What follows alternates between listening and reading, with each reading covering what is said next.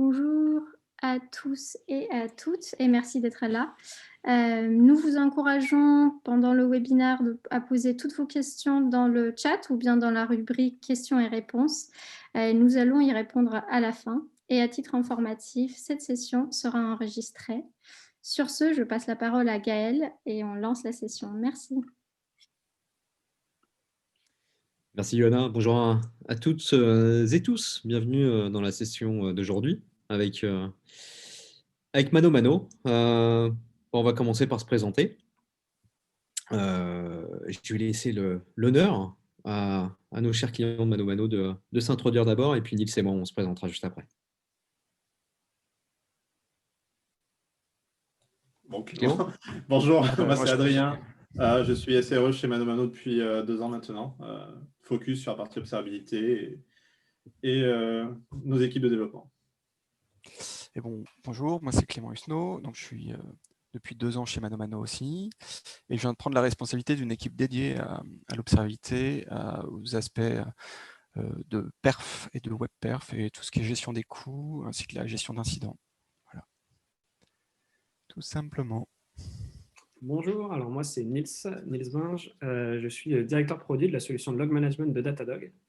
Ça va faire bientôt 4 ans que je suis là-bas, même si ce n'est pas 4 ans qu'on a une solution de log management. Et donc juste avant Gaël de te passer la parole, pour tous ceux qui se demandent pourquoi Clément n'a pas de fond, comme nous tous, Clément, je te laisse montrer et donner la véritable explication. Tu veux vraiment que je fasse ça? La ça ne marche pas sur une machine Debian. Alors, comment ça marche? Ah bah oui. J'anticipe la Q&A qui va arriver. Donc,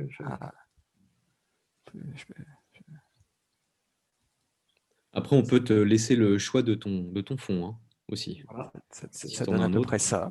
C'est pas mal. Cette raison. Waouh.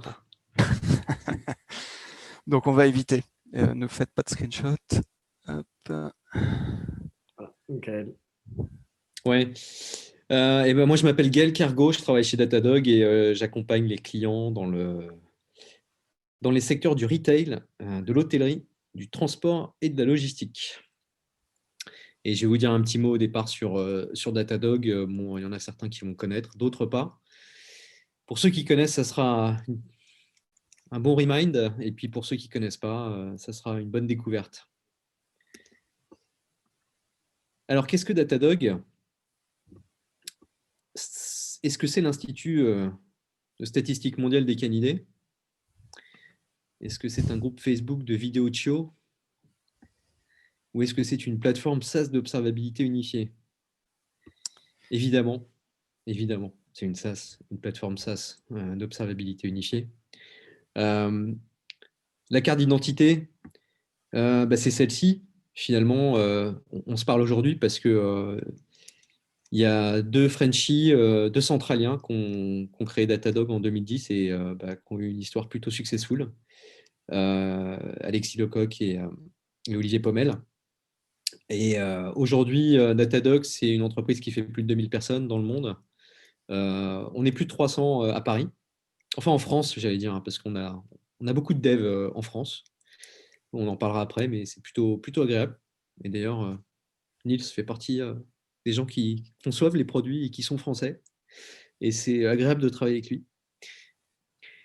On a plus de 12 000 clients en France, dans le monde et 700 en France, qui sont de profils très différents. On va avoir des toutes petites entreprises qui ont une toute petite équipe IT, autant que des boîtes beaucoup plus importantes, comme Mano Mano, ou comme la SNCF, par exemple. Et enfin, pour ceux qui s'y intéressent, vous pourrez aller voir sur les cours boursiers, mais on a les reins solides. Alors, pourquoi Datadog ? Je crois que dans toutes les entreprises dans lesquelles on bosse, il faut innover, il faut aller vite. Il faut sortir plus de releases, il faut être plus agile, donc il faut utiliser du cloud. Il faut aussi utiliser des technos qui sont très dynamiques, éphémères. Donc on va bosser aussi avec beaucoup plus de profils de personnes, culture DevOps, you build, you run. On va jouer aussi avec plus de volume. Donc tout ça, finalement, c'est assez complexe. Donc de courir vite dans un environnement aussi complexe, c'est pas facile. Il faut, comme le monsieur à gauche, là, il faut s'assurer qu'on ne court pas le vent de face, qu'on ait un sable qui n'est pas trop mou, qu'on ait des bonnes chaussures, qu'on ait bien travaillé ses abdos. Et pour arriver à faire ça, en fait, l'observabilité, ça peut être un accélérateur comme un gros challenge. Pourquoi ? Eh bien, parce que souvent, et c'est comme ça, c'est l'histoire qui veut ça, en fait, nos clients avaient, avant Datadog, tout un set de solutions qui proliféraient dans le système d'information, qui étaient toutes de très bonnes solutions, qui sont toutes de très bonnes solutions, à différents niveaux, au niveau de l'infra, au niveau applicatif, au niveau front-end, donc pour faire du log management, du monitoring d'infra, pour faire de l'APM, pour faire du real user monitoring, pour faire du monitoring réseau. Et bref, tout ça, c'est vraiment d'excellentes solutions. Sauf que quand on les met toutes bout à bout, et quand on travaille dans le contexte dont on vient de parler, ça devient super compliqué. Donc la petite feature Teams qui a 2-3 semaines pour lancer son application, au bout de 2 semaines et demie, elle a fini, et en fait, elle se rend compte qu'elle va devoir l'observer, qu'elle va devoir faire du monitoring dessus, et là, elle se retourne et elle doit travailler avec 10 outils différents. Elle doit devenir experte en 10 outils différents en 5 jours. Même pas. Et donc, forcément, là, ça devient compliqué, ça ralentit les projets. C'est aussi un vrai challenge en termes de visibilité, parce que finalement, quand on a toutes ces couches-là, il faut rajouter peut-être une couche encore au-dessus pour avoir une visibilité globale. Ça ralentit forcément la course du monsieur qui était sur sa plage, là. Le vent de face est beaucoup plus fort. En termes de performance économique, si on met tout bout à bout, si on compte l'expertise, la maintenance nécessaire, les machines, etc., c'est pas forcément plus avantageux. Et l'agilité qu'on recherchait, au final, elle n'est pas tout à fait là. Ah oui, et puis idéalement aussi, il faut que les équipes dorment un petit peu la nuit. Et si on a toutes ces joyeuses solutions qui se mettent à clignoter tout en même temps, c'est pas tout à fait évident de trouver son sommeil profond. Donc voilà, les challenges que peuvent représenter l'observabilité. Et c'est pour ça en fait qu'on est arrivé sur le marché, c'est pour essayer de résoudre tout ça et de rendre la vie des développeurs, des personnes côté infra, des personnes côté réseau, des personnes aussi côté business, plus simple. Donc, ce qu'on fait chez Datadog, c'est que quel que soit le cloud sur lequel vous allez travailler, des infrastructures même hybrides ou privées ou on-prem, eh bien, on va récupérer au travers d'un agent ou au travers d'API tout un tas d'informations, des métriques, des traces, des logs. On va surtout parler de logs aujourd'hui, de l'activité utilisateur. On va faire ça avec le plus de simplicité possible. Je veux dire beaucoup de simplicité aujourd'hui parce que chez Datadog, on essaye plutôt qu'aller jusqu'à la complexité à outrance, on essaye plutôt de faire du simple. Il faut que ça aille vite, il faut que ça soit simple, il faut que ça soit efficace. Et donc là, au-dessus, quand vous voyez 400 sources, c'est qu'on a des intégrations natives avec énormément de techno. Et voilà, il faut cliquer sur le bouton, mettre ses credentials, il faut que ça marche, il faut que ça aille vite. Une fois qu'on a récupéré tout ça, l'ensemble de ces données vont être unifiées dans un seul et même système de données et un seul système d'action dans lequel on a factorisé des fonctions d'analytics, de machine learning, de dashboarding, d'automatisation, d'alerting. Et tout ceci va être mis en musique autour d'un certain nombre de modules. Je dis un certain nombre parce qu'on en ajoute régulièrement. Mais en gros, les principaux, c'est l'infrastructure monitoring, l'APM, le log management, l'expérience utilisateur, le monitoring réseau et la sécurité. Donc, tous ces observables vont être collectés et l'objectif pour nous, c'est de vous les rendre, que vous puissiez les visualiser de façon rapide, de façon simple et surtout que vous puissiez les corréler rapidement, de telle sorte que quand il y a un problème, que vous puissiez faire un 360 entre l'expérience utilisateur jusqu'au log en passant par les traces sur l'APM et ce que dit l'espace disque et le niveau d'occupation du CPU, hyper rapidement, hyper simplement. Voilà, l'objectif, c'est bien sûr que cet outil satisfasse les experts du monitoring, mais c'est aussi utilisé par tout un tas de populations et les devs en particulier, qui ne sont pas forcément et qui n'ont pas vocation à devenir des super experts monitoring. Leur job, c'est de faire des applications. Voilà, alors comment on se différencie sur le marché? Encore, simplicité. Petit challenge pour ceux qui nous écoutent. Vous allez sur le site de Datadog, vous vous inscrivez au trial, vous testez. Vous allez voir, ça va hyper vite. En 1 heure, ça doit être fait. On a des intégrations natives qui sont développées et maintenues par Datadog. Donc, encore une fois, ça, c'est pour ajouter à la simplicité, à la transparence. On a des modèles économiques qui sont disruptifs. C'est en particulier le cas sur le log management. Donc, c'est un modèle économique qui est suffisamment flexible pour vous permettre de payer vraiment pour ce que vous utilisez et la valeur que vous en tirez. On va en reparler après. On a une des plus grosses infrastructures Kubernetes au monde, qui est hébergée chez plusieurs cloud providers. Et il faut que vous compreniez bien que nos premiers utilisateurs, c'est nous. Donc, le log management, avant de le vendre, on l'a fait pour nous. La partie monitoring de Kube, c'est pareil. Tout ce qu'on fait, on l'utilise. Et enfin, c'est plutôt agréable, pour moi en tout cas, de travailler avec des équipes françaises. On a beaucoup de Français chez Datadog. On a 2 patrons qui sont encore à la tête de la boîte, et j'espère qu'ils le seront encore longtemps, qui sont français.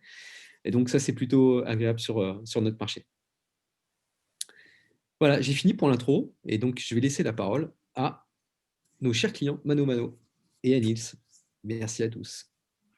Du coup, merci Gaël. Je vais te reprendre la main sur le partage. Parfait. Top.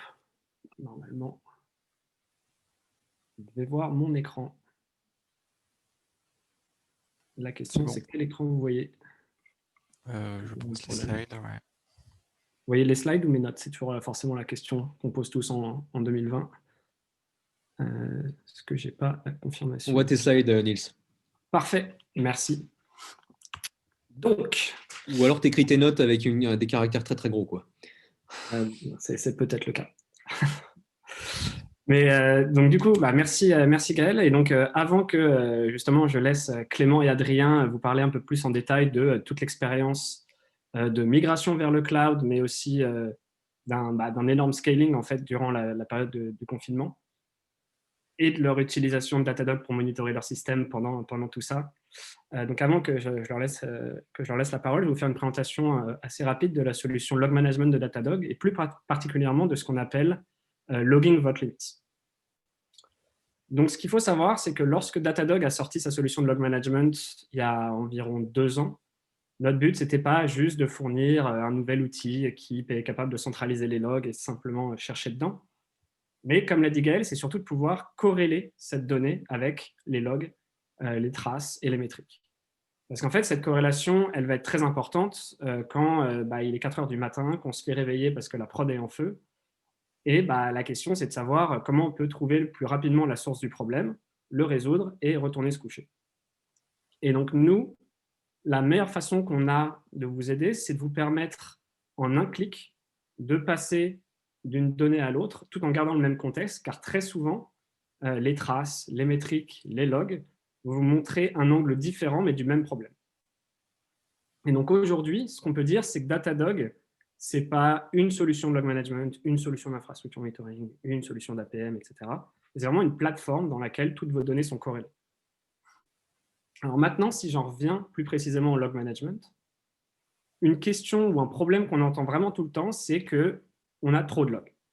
Il faut absolument tout garder au cas où un jour il y ait quelque chose qui soit important, mais en vrai, on n'en utilise qu'une infime partie. Et le problème, c'est que tout stocker est beaucoup trop cher, donc souvent on est un peu bloqué. Donc, la première question à laquelle on a envie de répondre ici, c'est si on a trop de logs, lesquels garder?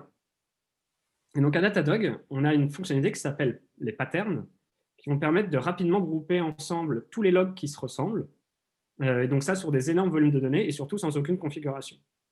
Donc, si je vous montre un exemple, donc sur cette vue, on regarde un service, donc WebStore, en l'occurrence qui est en produit, et donc au lieu de regarder ces 2 500 000 logs d'erreurs individuellement, en fait, ils vont être groupés automatiquement dans ces 7 patterns, Et donc, on a tout de suite une vue d'ensemble sur ce qui se passe. Maintenant, une autre façon d'utiliser cette fonctionnalité, c'est aussi identifier les logs qu'on pourrait exclure qui, en fait, ne sont pas très utiles. Donc, si on regarde cet autre service, donc là, c'est donc un web server Nginx, on peut voir donc, en haut de la liste qu'environ 40% des logs qui sont générés sont des 200 qui me disent que la requête a été bien traitée. Okay. Est-ce qu'un log qui me dit que tout se passe bien est vraiment critique pour débugger les problèmes? Pas forcément. Donc, c'est typiquement sur de logs qu'on pourrait retirer. Et c'est là que Logging Rate Limits rentre en jeu.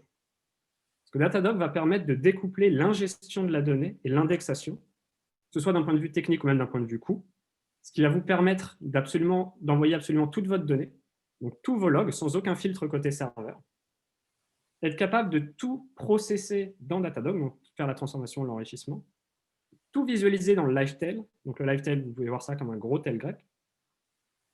Choisir de n'indexer dans Datadog que ce qui est vraiment important pour vous, mais tout envoyer dans des archives pour du stockage plus long terme et au cas où vous ayez besoin de quelque chose. Donc c'est vraiment cette idée d'avoir la visibilité maximum sur absolument toute la donnée que vous envoyez, mais de n'indexer dans Datadog que ce qui est vraiment critique pour vous. Donc si on reprend l'exemple des 200 qu'on avait juste avant sur notre log Nginx, donc si on veut les exclure dans Datadog, on va dire qu'on veut créer un exclusion filter. Et donc là, dans ce cas-là, on en garde 5% pour quand même avoir des tendances. Mais on peut même être aussi spécifique que l'on veut. C'est-à-dire que là, si on regarde notre query, on exclut les logs Nginx qui ont un statut 200 et qui ont un temps de réponse inférieur à 1 seconde. Donc on est même capable de dire qu'on veut quand même garder les logs qui sont lents, même si elle s'est bien traitée. Et donc lent, une fois de plus, c'est bien 1 seconde, vous pouvez mettre la valeur que vous voulez. Et ces filtres, vous pouvez les activer, les désactiver, les modifier directement dans Datadog. Donc c'est vraiment cette idée de ne rien avoir à redéployer sur votre infrastructure pour faire des modifications. Quand la prod brûle, la dernière chose que vous voulez modifier, c'est votre infra. C'est pour ça que vous pouvez tout faire directement dans Datadog. Et alors, très important, souvenez-vous que ce n'est pas parce que les logs sont exclus qu'ils sont perdus. Parce qu'en fait, ils sont toujours disponibles dans le livetail. On peut voir toutes mes 200 ici, qu'on est en temps de réponse faire 1 seconde. Et ils sont toujours archivés. Donc en fait, les logs sont toujours là. Donc là, pour l'instant, ce qu'on a, c'est la capacité de tout envoyer, n'indexer que ce qui est critique et tout avoir dans les archives. Donc ça, c'est très bien, mais en fait, on a quand même perdu quelque chose. C'est-à-dire que maintenant qu'on exclut certains logs, comment faire pour avoir des stats corrects? C'est-à-dire que si je reprends mon exemple précédent, donc j'ai samplé, je n'ai plus 5% de mes 200 avec un temps de réponse inférieur à 1 seconde. Très bien, mais alors du coup, si je veux connaître mon nombre total de requêtes, comment je fais? J'ai plus tous mes logs, donc c'est plus possible. Donc, quand on est tombé face à ce problème, ce qu'on a réalisé, c'est qu'en fait, on avait besoin d'absolument tous les logs, indexés ou non, et qu'en fait, la fonctionnalité dont on avait besoin, c'était d'être capable de générer des métriques depuis les logs, mais à l'ingestion. Et donc, dans Datadog, maintenant, vous avez cette possibilité. Donc, dans le menu Log Management, vous avez une partie qui s'appelle Generate Metrics. Pardonnez mon anglais. Donc, vous rentrez la query que vous voulez, donc source Nginx en l'occurrence. Ici, la métrique qu'on veut avoir, c'est juste, on veut juste compter les logs, et on va grouper ça par status code. Donc, je nomme cette métrique, je la sauve, et voilà. Datadog maintient maintenant une métrique à partir de tous les logs ingérés, donc indexés ou non, et elle va la garder pour 15 mois. Et donc cette métrique pourra être utilisée en plus avec tous les algorithmes d'anomalie détection, de forecast, etc. Et donc là, j'ai non seulement mon nombre de requêtes, mais en plus, qu'on peut voir sur le graphe, c'est le nombre de requêtes par status code. Mais il manque toujours quelque chose. Parce que si on a bien maintenant des KPI qui peuvent être générés sur du long terme, donc 15 mois, à partir de tous les logs ingérés, il y a toujours ce problème de « et si un client vient se plaindre d'un problème qu'il a eu il y a 7 mois, ou il y a je ne sais pas combien de temps ?» Parce que les logs ne vont probablement plus être dans Datadog. C'est-à-dire que souvent, la rétention d'une solution de log management, ça va être 15 jours, 30 jours, peut-être un mois ou deux, mais rarement plus. Donc, pour résoudre ce problème, on a besoin d'être capable d'aller chercher les logs qui sont dans les archives. Parce que s'il y a une chose dont on est sûr, c'est qu'absolument tout a été envoyé dans les archives. Donc du coup, ce qu'on a fait dans Datadog, c'est qu'on a ajouté cette fonctionnalité qui s'appelle la log rehydration. Donc, c'est vraiment quelque chose qui va nous permettre d'aller retrouver les logs de l'utilisateur qui s'est plaint le jour où il s'est plaint. Peut-être le jour d'avant et le jour d'après, parce qu'on sait très bien que personne n'est à la mémoire parfaite sur les dates. Mais alors du coup, c'est comme à quoi ça ressemble. Donc si vous allez, on va dans Datadog, donc là je suis en train de faire ma recherche aux alentours du 6 juin. Donc, je cherche dans mes logs Nginx pour ce user 1, 2, 3, 4. Les logs ne sont plus là, mais j'appuie sur le bouton donc, pour faire la réhydratation et automatiquement, ça va garder ma timeframe et mon contexte et ça va me proposer d'aller rechercher les logs de l'archive. Donc, ça va vraiment regarder sur toute mon archive pour cette timeframe précise et ne me réindexer que les logs qui matchent cette query. Donc, avec tout ça, ce qu'on va vraiment se dire, c'est qu'avec Logging Vault Limits, vous avez vraiment la capacité d'envoyer toute votre donnée, d'avoir une visibilité en temps réel sur tout le lifetail, d'avoir tout qui est stocké sur le long terme dans vos archives, des KPI générés à partir de toute la donnée envoyée et un stockage dans Datadog dynamique sur la donnée qui est vraiment critique pour vos opérations journalières de troubleshooting. Donc, quelque part, ce qu'on peut dire, c'est que la question initiale, on a répondu à la question initiale. C'est-à-dire qu'il n'y a pas à avoir trop de logs, ce n'est plus un problème. La vraie question, c'est de pouvoir payer le juste prix pour la valeur que ces logs vous apportent. Et c'est ce qu'on vous permet de faire ici, en choisissant soit de générer des métriques et d'envoyer ces logs directement dans les archives, en ayant toujours la possibilité d'aller les rechercher à n'importe quel moment, soit de les indexer parce que c'est des logs dont vous avez besoin de façon régulière pour mesurer la santé de vos systèmes. Donc, merci à tous pour votre attention. Si vous avez des questions, n'hésitez pas à les poser dans le chat ou dans la partie Q&A. On y répondra à la fin. Et je vais maintenant passer la parole à Clément et Adrien qui vont vous raconter l'histoire de ManoMano. C'est nous. J'ouvre les slides. Hop. Voilà. Bonjour. Merci Nils et Gaël merci pour votre introduction. Vas-y Clément, je te laisse ouvrir. Alors parfait, on va donc vous expliquer un petit peu comment on a mis les mains dans l'observabilité et comment on a fait en sorte de transformer ManoMano et d'être en mesure d'accéder à tout ce qui a été présenté précédemment par Gaël. Donc le plan, on va vous dire de quoi on est parti et maintenant jusqu'à vers quoi on va, le futur. On va vous expliquer un petit peu ce qui s'est passé. On était sur du on-prem, on est passé sur AWS massivement, et puis notre solution d'observabilité, c'est devenu Datadog. On va aussi vous expliquer quels étaient nos besoins, quels ont été les premiers retours et les premières choses qu'on a vues une fois qu'on a mis en place cette observabilité, l'impact que ça a eu sur nos applications. Après, plus spécifiquement, du coup, on va parler des logs et des pratiques et des choses que nous, on a mis en place. Une fois qu'on aura parlé des logs, on vous parlera un tout petit peu d'autres choses, des choses qu'on a fait sur la partie métrique et différentes choses. Le futur est vraiment sur quoi on travaille maintenant. Un petit récap pour tout resynthétiser, et puis on pourra passer aux questions si vous en avez. Voilà, tout simplement. Super. Du coup, notre voyage, il a commencé en 2013 à Paris. Donc, nous sommes une start-up. Nous étions une start-up, puisque maintenant, on est assez gros, fondée par 2 cofondateurs, également français. Nous sommes une marketplace DIY destinée au B2C, B2P, leader européen, présent sur 6 pays, donc la France, l'Allemagne, l'Espagne, l'Angleterre, l'Italie et la Belgique. En ce moment, on est autour de 40 millions de visiteurs par mois. Pas mal de clients, on commence à avoir pas mal de clients, un BV qui ne fait qu'augmenter et des employés aussi. On passe à 600 employés, on était 400 l'année dernière, voire moins je pense, et ça continue à grandir. Alors avec le confinement et tout ça, les onboardings se continuent, mais voilà. On est une petite équipe de SRE, on est une dizaine. Au tout début, on était 1,5, puisque du coup, Clément et moi, on avait d'autres sujets en parallèle qu'on devait traiter. Et du coup, il va vous raconter notre histoire de migration. Très bien. Donc, toutes les machines qui permettaient de servir ManoMano, au début, c'était une petite soixantaine de machines, voilà, dans un data center. Et on a décidé de faire une migration de tout ça en 2019. Donc jusqu'à 2013, enfin depuis 2013 pardon, on avait ces machines et c'était assez compliqué en fait déjà de mettre les choses à jour puisque tout passait par du support et du ticket.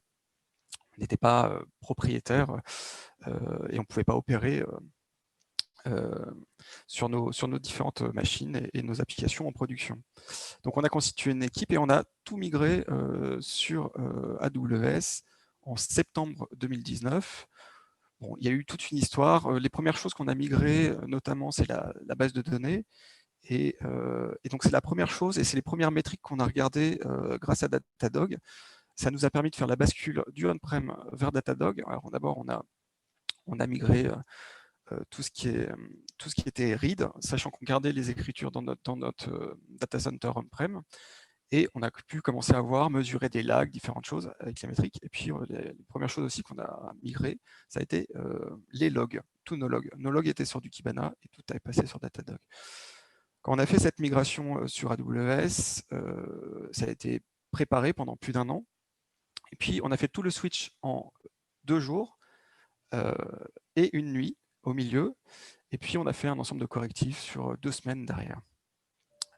Voilà. Donc, Datadog nous a permis tout de suite de voir ce qui se passait encore sur le on-prem et sur AWS. Et en fait, en même temps qu'on a fait cette migration massive de tout notre workload sur AWS, on a changé totalement nos solutions d'observabilité.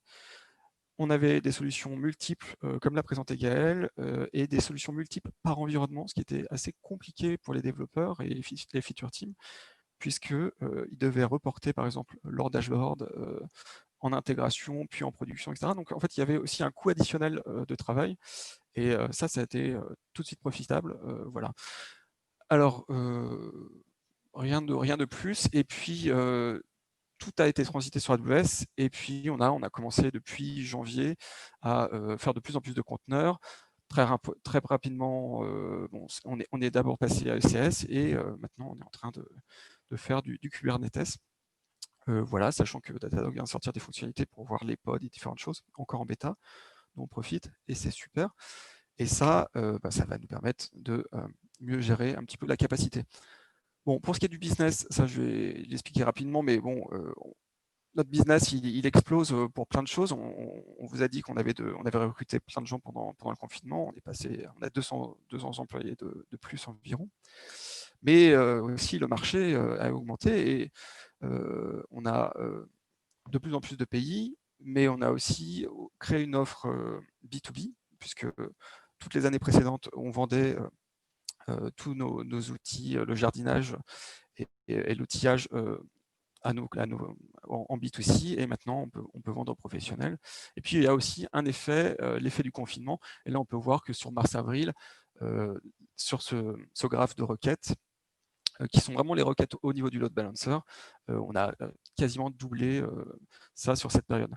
Donc on a eu bien sûr toute la souplesse et la scalabilité grâce au cloud, et bien heureusement on avait migré en septembre, donc c'est ce que vous ne voyez pas à gauche, et on a bien fait parce que ça nous a permis de tenir cette charge et de l'observer grâce à Datadog. Donc voilà, en gros, si on regarde sur la partie de droite, on voit qu'on a doublé ces volumes, et le volume de requêtes, de nombre de requêtes par seconde sur certaines pages était, durant le lockdown et ce premier confinement, équivalent au volume qu'on avait pendant le Black Friday de 2019. Voilà.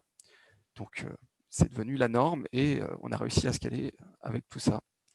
Voilà, je pense qu'on peut passer à la suite, Adrien.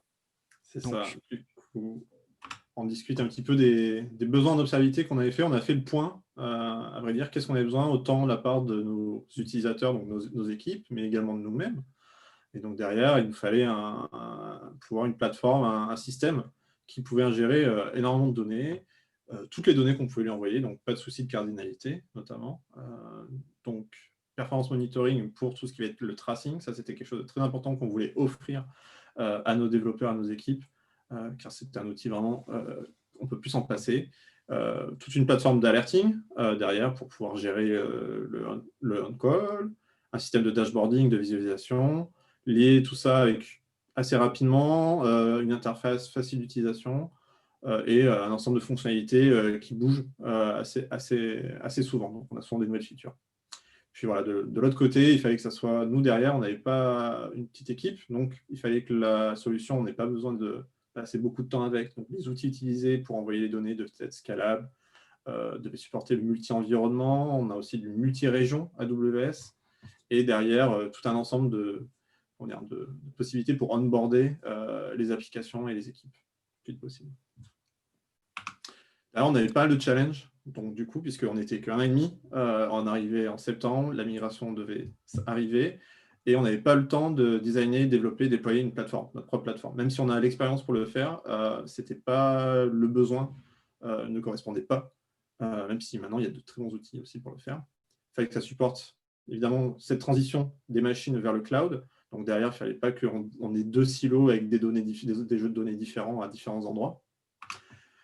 Il fallait que ça soit facile d'utilisation par nos équipes et par nous-mêmes, pour que du coup, derrière, on n'ait pas besoin de supporter, qu'on passe notre temps à faire du support derrière. Non, voici comment faire ton dashboard, voici comment faire ton monitor pour faire une alerte, etc. On n'avait vraiment pas besoin, envie et le temps aussi de faire cette étape. Et du coup, derrière, le plus important, dans un lift and shift, on ne voulait pas modifier les applications existantes. Notre vieux monolithe, on ne voulait absolument pas commencer à injecter du code d'ailleurs pour derrière, on ne sait pas en fait. Donc voilà, il fallait que les intégrations soient natives et transparentes pour nos développeurs.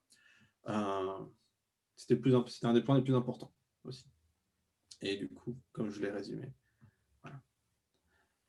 Ok, parfait. Donc, on est arrivé avec vraiment quelque chose d'extraordinaire, une plateforme avec plein de données, mais on avait pas mal de gens, et côté tech et non tech, qui connaissaient différentes notions comme le monitoring, les métriques, pas forcément tout ce qui est traces. Et donc, on a dû expliquer ça et créer une sorte de langage commun, donc vraiment créer une culture.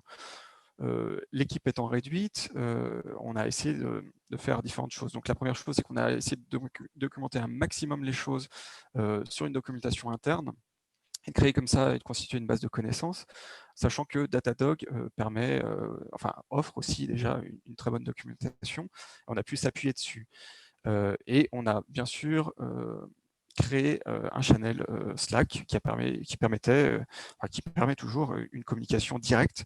Et dès que quelqu'un a une question, une interrogation ou un problème technique, il peut nous poser la question, sachant qu'on a toute une communauté de gens qui répondent, et il n'y a pas qu'une seule personne qui répond aux questions, mais bien tous les utilisateurs de la plateforme, de cette plateforme d'observabilité. Voilà. Et puis, bien sûr, vraiment pour faciliter l'adoption, on a fait un ensemble de sessions. Donc, moi, je suis allé voir toutes les équipes et je leur ai présenté les différents produits de Datadog, leur ai expliqué où ils pouvaient retrouver leurs logs, leurs traces, leurs métriques, et on a créé des premiers dashboards ensemble. D'abord collecter les données, créer les dashboards, puis mis en place les différentes alertes. Des alertes plus ou moins critiques, jusqu'aux alertes qui permettent le on-call et d'envoyer des patchs pour réveiller les gens la nuit, et essayer de les réveiller le moins souvent possible, et en tout cas pas sur des faux positifs. Voilà, tout simplement.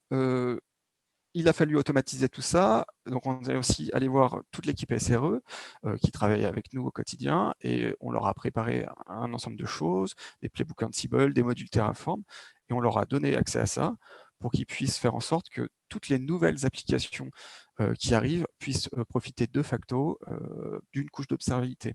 Ce qu'il faut dire, c'est que pendant la migration AWS, on était avec, et on est toujours d'ailleurs avec, un ensemble de monolithes qu'on peut dénombrer, on en a 3-4, et un certain nombre de microservices qu'on a basculé dans cette fameuse nuit dont je vous ai parlé. Il y en avait une trentaine, on en a plus d'une centaine, peut-être même de l'ordre de 150 aujourd'hui. Et donc, tout nouveau microservice profite de cette couche d'observabilité. Et ça va assez loin, parce que ça peut être à la fois des SLO, mais des dashboards préfaits ou des moniteurs déjà tout prêts. Voilà. Voilà. Donc, comme on disait, il y a beaucoup de choses préfaites. C'est ça, comme Clément l'a expliqué, il y a beaucoup de choses préfaites qu'on arrive, et jour 1, en fait, on avait déjà un ensemble de données qui était conséquent, qu'on n'avait pas avant, qui est de toute façon le but de tout outil d'observabilité.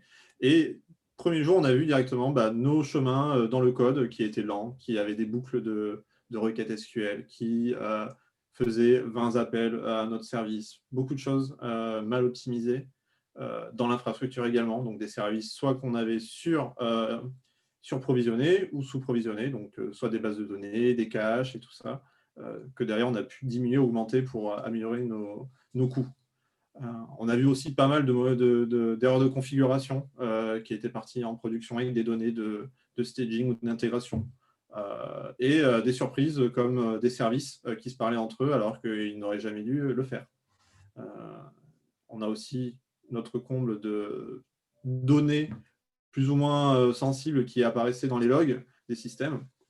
Donc ça, on a dû faire pas mal de nettoyage avec nos équipes de sécurité justement derrière. Voilà, pour éviter que ça arrive à nouveau. Et également, ce qu'on a vu dès le premier jour, en fait, on avait déjà une solution de dashboarding à base de Grafana. Donc, on avait déjà les équipes avaient une appétence, avaient envie de ça, avaient déjà l'habitude en fait d'en faire et de les consulter. Donc, pareil, dès le premier jour, en fait, les équipes sont arrivées sur les plateformes. Elles ont créé leur dashboard, elles les ont migrées, elles en ont fait des nouveaux, elles ont cherché des données qu'elles n'avaient pas avant, puisque le paradigme entre les métriques d'une infrastructure et les métriques de l'application ne sont pas les mêmes, forcément, ne viennent pas des mêmes endroits, des mêmes sources. Et donc là, elles pouvaient voir à la fois leur CPU, mais également les requêtes de l'application, puis les stats du load balancer et les stats de la base de données en même temps. Donc très vite, elles ont eu envie de faire ça et c'était très, très plaisant à voir cette aptitude. Et je voulais introduire une petite phrase que j'aime beaucoup, qui représente un petit peu l'état d'esprit de l'observabilité, ce qu'on essaie de transmettre à nos équipes. C'est-à-dire que nos équipes, elles savent ce qu'elles savent, elles savent ce qu'elles ne savent pas, mais elles ne savent pas ce qu'elles ne savent pas non plus. C'est-à-dire qu'elles ont beaucoup de choses dans les interactions entre des systèmes qu'on n'a pas vu, qu'on ne sait pas, ou de n'importe quoi d'autre, en fait. Et c'est ça les pires, en fait, les pires choses qui peuvent nous arriver, c'est quand on n'a pas vu, on n'a pas eu la vision, en fait, après coup. C'est-à-dire que 3 jours après, on s'est rendu compte qu'on a eu ce problème-là en production. Ce n'est pas des choses acceptables, forcément, non plus, qu'on va avoir. Voilà.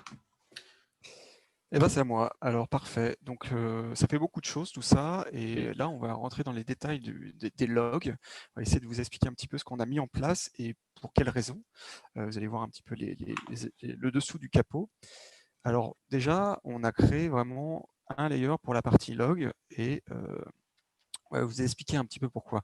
Ce qu'on a fait, c'est que on a vraiment créé quelque chose qui nous permet d'envoyer des logs, mais on a fait en sorte que ça transite par différentes choses. Donc, tous nos logs sont récupérés par un agent Fluentbit et envoyés à un cluster de machines Fluentd avant d'être envoyés à Datadog. Alors, pour quelles raisons vous allez me dire? Tout simplement déjà parce que ça nous permet de nous garantir que les logs sont dans une sorte de tampon avant de les envoyer à Datadog. Alors, ça pourrait nous permettre de prévoir de gérer un incident. Il faudrait que tu recules, Adrien. Ah, my bad. Ouais. D'envoyer ça, ça fait une sorte de tampon, et ça peut nous prémunir d'un outage côté Datadog, mais ça nous permet aussi d'envoyer une partie des logs sur, par exemple, des buckets S3. Donc là, nous, par exemple, on a un besoin, tout ce qui se passe sur nos frontaux, on a besoin de garder un historique, un certain nombre de bois, vraiment de toutes les requêtes qui ont été faites sur le site Mano. Mano, c'est tout simplement pour des raisons de sécurité. Ça nous permet aussi, grâce à l'ensemble des plugins Fluentd, de renvoyer ces logs vers d'autres choses. On peut les renvoyer vers des Kafka, etc. et faire des traitements spécifiques, métiers par exemple, si les équipes SEO chez nous veulent traiter l'ensemble des requêtes et envoyer ça vers un Kafka pour faire quelque chose, ils vont pouvoir le faire en passant par cet agrégateur de log Fluentd. L'autre intérêt, c'est qu'on peut avoir aussi différentes sources, et les sources ne sont pas forcément des hosts et des machines, mais ça peut être, par exemple, typiquement, on vient chercher des choses sur des buckets S3.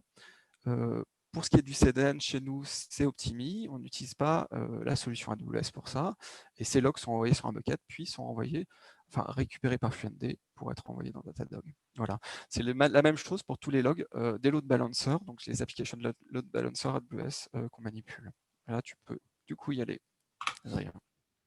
Ouais, voilà, donc comme Clément a un peu résumé, la partie agrégateur était pour nous prémunir d'une panne, que ce soit de notre côté ou du côté de Datadog, que ce soit une lenteur dans l'ingestion ou une panne réseau, une coupure réseau aussi au côté AWS. Et également, ça rentre dans notre plan de disaster recovery pour pouvoir avoir du multi-région AWS. L'autre raison, c'est également tout ce qui va être gouvernance et sécurité, puisque les tags, les logs qui vont sortir de nos systèmes peuvent être strippés de données sensibles en amont, peuvent être ensuite envoyés sur des produits de sécurité dédiés si besoin, et on va aussi éliminer beaucoup de logs qui ne servent à rien avant même de les envoyer, puisqu'on va forcément, on est dans le cloud, maintenant on paye la facture de l'Internet qui sort. Donc derrière, toutes les données qu'on sort de notre réseau sur AWS nous sont facturées. Donc si elles ne sont pas utiles, à quoi bon les envoyer sur Internet? On a aussi des hôtes qui n'ont pas d'agent, et donc derrière, qu'on peut quand même récupérer les logs. Donc cette solution aussi nous permet de le faire. Derrière, effectivement, comme Clément l'a résumé, c'est aussi pour offrir des nouvelles fonctionnalités à nos équipes. Donc les équipes SEO qui ont besoin de s'abonner au flux de logs en quasi temps réel, des load balancers, ou ce genre de feature, c'est quelque chose qu'on souhaitait également offrir à nos équipes. Parfait. Donc tout ça, ça nous a permis d'envoyer des logs, mais après, c'est pas tout. Une fois qu'on a la donnée, ce qui est important, c'est la qualité de la donnée. Il faut qu'elle soit triable, manipulable par les différentes équipes. Donc ça nous a demandé de définir un certain nombre de standards et de tags obligatoires sur les différentes ressources qu'on manipule sur AWS. Et il y a eu différents types de tags qui ont été définis. Donc, il y a à la fois des tags organisationnels. Donc, ça, c'est vraiment la façon dont nous, on s'organise chez ManoMano. On est découpé en gear et pas en tribe. Et voilà, bon, bref. Et ça nous a permis de repérer donc, qui est le propriétaire de tel et tel composant. Il y a aussi des tags, vraiment, on peut appeler des tags techniques. Voilà, ça c'est le load balancer, ça c'est je ne sais pas quoi, un worker, ça c'est l'application web. Des tags business, ce composant c'est lié au panier, ce composant est lié à la logistique, différentes choses de ce type-là. Et puis aussi le centre de coût et à qui allouer les coûts autour du composant. Voilà. Donc si on regarde à droite, j'ai une liste là, mais tous les tags ne sont pas présents, mais des tags par exemple mandatory qu'on a mis en place. Et on voit qu'on a, par exemple, le log, on va pouvoir déjà déterminer, grâce à ce tag, s'il provient du coup de l'intégration, notre environnement d'intégration, de l'environnement de staging, de l'environnement de production. Mais aussi qui est le owner, quel est le nom du projet derrière tel composant, tel service, et puis des choses qui sont plus liées à AWS, comme la région.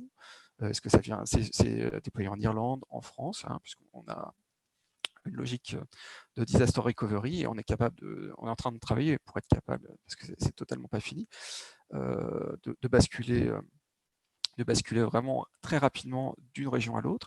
Et puis, on peut aussi savoir si le log vient de tel AZ, donc c'est tel data center en France. Voilà. Et puis aussi de la topologie, donc voilà, est-ce que ça c'est un microservice, une gateway? Donc ça c'est un découpage qui a été fait par nos architectes, on peut le retrouver dans les logs. Ça permet un super niveau de filtre et du coup une très bonne investigation. Voilà. Donc mettre en place ça, c'est nécessaire et c'est un combat quotidien parce que tout nouveau composant ne peut ne pas être compliant et du coup c'est assez difficile de retrouver les éléments et donc on a mis en place des choses et puis on est en train d'imaginer différentes choses pour avoir par exemple des bots qui crawlent et qui viennent s'assurer que ces tags sont présents. Voilà, c'est pas forcément à reproduire, c'est comme ça qu'on a fait. Vous pouvez, il faut vraiment que vous l'adaptiez à votre modèle organisationnel, mais c'est très important. Je pense qu'on peut passer à la suite, Adrien. Oui, là, une partie que j'adore, c'est l'intégration avec l'APM. Bon. Pensez à une ligne de log, un système informatique, quand vous allez recevoir une requête sur votre système, il va forcément faire d'autres. Il va faire des requêtes en base de données, il va faire des requêtes à d'autres microservices, il va envoyer des messages dans les fils, comme RabbitMQ ou Kafka. Sauf que du coup, chacun de ces systèmes vont aussi générer des logs à eux, mais il leur manque un truc en fait pour les lier. En fait. Et c'est un truc assez bête et assez facile à mettre en place. C'est tout simplement de générer des ID de corrélation. Donc, c'est ce qu'on a avec le tracing. Le tracing génère des ID de corrélation. Ces ID, on les propage en fait à chaque requête, à chaque interaction avec nos systèmes, que ça soit une requête SQL, on va les injecter également en commentaire, pour derrière avoir toute la vue des logs générés par une requête. Ce qui peut être l'étape d'après, c'est également d'y associer un ID un peu business comme un panier, ou dans notre cas, ou alors du coup un ID utilisateur un peu anonymisé. Ce qui va derrière permettre, lorsque le support appelle, de pouvoir très vite remonter aux composants techniques que l'utilisateur a eu un problème avec, pour derrière dire très bien, on a vu le problème, ça facilite énormément le debugging. Ça aide aussi pendant les incidents, parce que c'est la vie de tout système informatique, les incidents. Quand on a un incident, on va pouvoir très vite passer d'une trace puis avec des analyses statistiques qui vont dire c'est plutôt cet endpoint-là qui a un problème, et on va pouvoir voir est-ce que c'est causé par un seul utilisateur, est-ce que ça affecte beaucoup d'utilisateurs, et du coup derrière voir les logs qui sont en conséquence. Donc vraiment ça c'est l'étape vraiment juste après avoir mis une infrastructure de logs centralisée ou pas, je pense, c'est rajouter ces ID et de les propager dans l'infrastructure. On ne peut plus s'en passer au bout d'un moment. Typiquement, après coup, par exemple, on reçoit des logs de requêtes lentes, on va vous montrer après, qui vont pouvoir être matchés à une trace, et donc du coup derrière à un contexte particulier, que c'était tel produit en Espagne qui a eu un problème parce que voilà, il y avait un paramètre bizarre. C'est en priceless. Du coup, c'était une fois qu'on a un peu fait les logs, le travail est quasiment fait en fait. On a envoyé nos logs, maintenant on peut les visualiser. Mais le travail, il ne s'arrête vraiment pas là, c'est un travail de tous les jours. Tous les jours, avec Clément, on rattrape les équipes en disant attention, vous loguez en debug. Ça n'a pas d'intérêt à être chez nous. Ou ce message ne sert à rien. Quand on envoie juste un message OK ou juste qui ne veut rien dire, en fait, ce n'est pas intéressant. C'est de la donnée générée pour rien. Donc, derrière, on est là aussi à leur rajouter du contexte, par exemple. Vas-y, essaie de rajouter un peu les détails sur la requête web que tu as faite. Des choses comme ça. C'est un travail de tous les jours, plutôt. Mais maintenant, ils sont centralisés par environnement. Donc, derrière, on peut aussi très vite passer de l'un à l'autre. Puis, c'est priceless quand on a des incidents. Ça, je pense que tout le monde en est déjà convaincu. Mais d'avoir une recherche très rapide, je veux voir tous les logs de tel autre, entre telle heure pour tel utilisateur, etc. C'est quelque chose de primordial. Puis derrière, on a évidemment des rétentions de logs. Il faut qu'une plateforme de logs puisse offrir différentes rétentions. On ne va pas garder les logs de la hors-production pendant 6 mois. Ça ne sert à rien. On va les garder 2 semaines ou même moins, et ceux de prod un peu plus longtemps. Voilà. Très bien. Ouais. Et ben voilà, alors là on va vous raconter, on a fini pour la partie log et on est rentré dans les détails. Vraiment, du coup, centraliser tous ces logs, comme l'a dit Adrien, c'est vraiment incroyable parce que ça nous permet de mieux comprendre quand on a un incident et puis de voir l'ensemble des systèmes qui sont touchés, et on arrive à tout de suite trouver, enfin plus rapidement, en tout cas on a les moyens de trouver ce qu'on appelle la root cause et d'essayer de résoudre au plus vite. Là, on va parler d'autres choses que les logs. Tu peux commencer à avancer, c'est des petites histoires du coup qu'on a fait autour de cette plateforme, du coup, qui nous propose tout un ensemble de systèmes.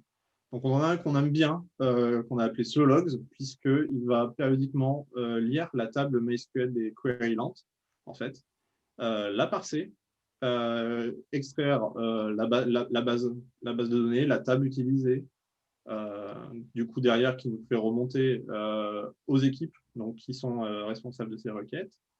On va aussi extraire les traces ID, comme je vous disais, pour lier ça ensuite à tout un autre contexte informatique. Derrière, faire du dashboarding, faire des stats, faire des alertes aussi. Donc, pareil, quand on a des incidents ou quand on cherche un problème, une page qui est lente pour une certaine raison, on voit cet outil, c'est tout bête à faire, et ça nous a vraiment aidé derrière plusieurs fois.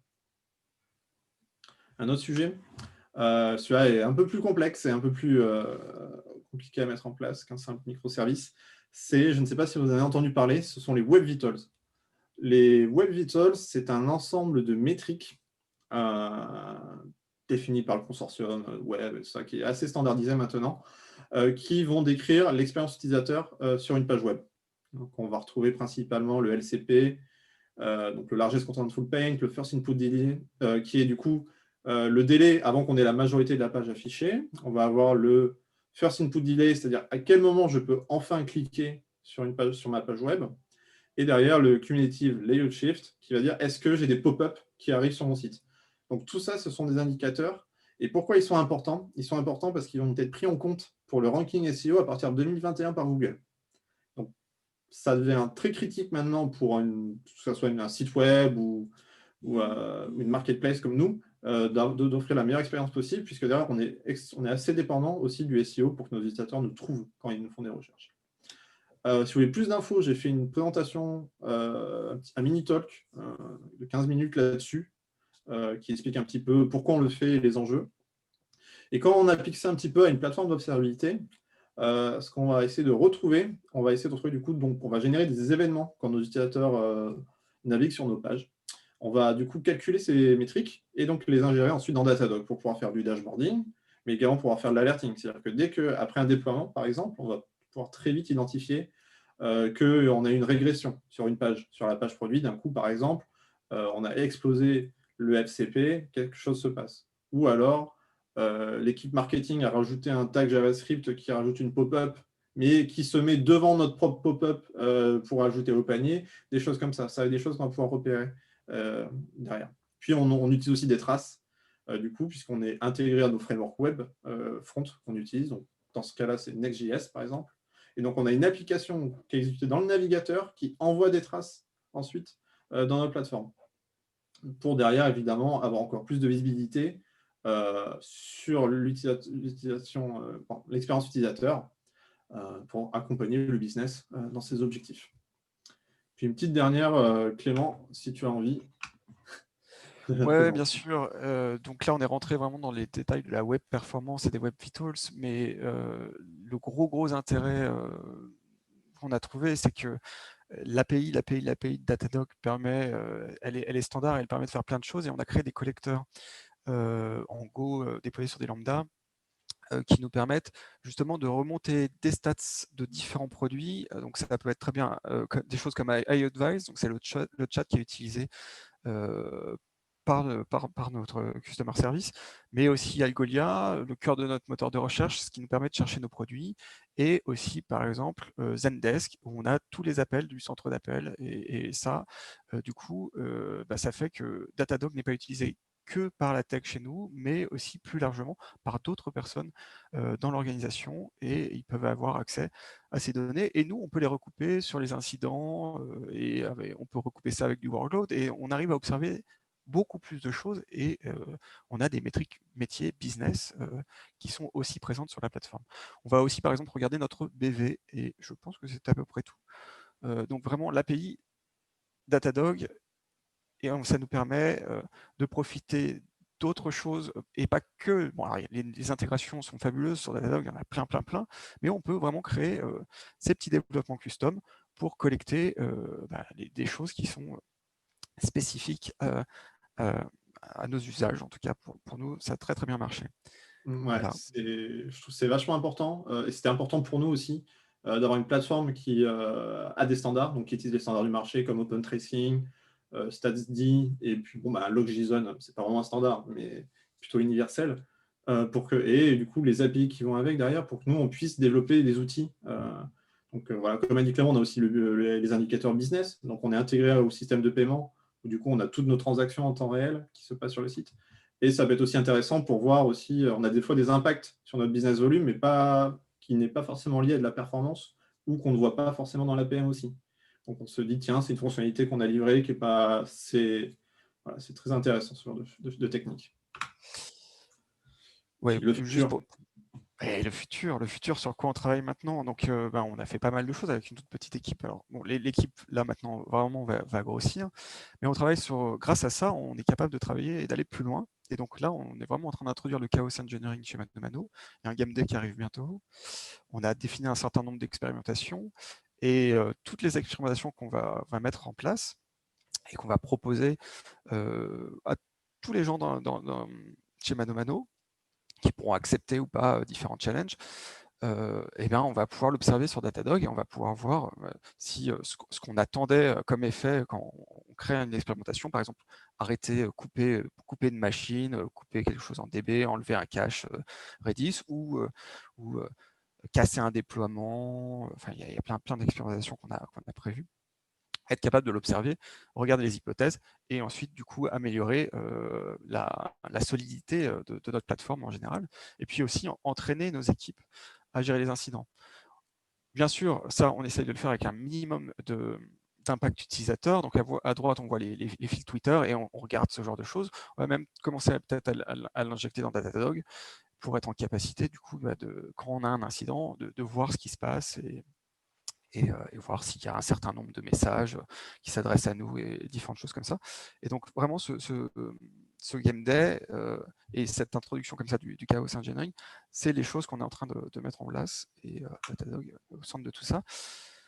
Voilà, donc ça, c'est la slide de récapitulation, récapitulative de ce que ça va nous permettre, mais vraiment, c'est améliorer des choses au niveau process, équipe et application et système.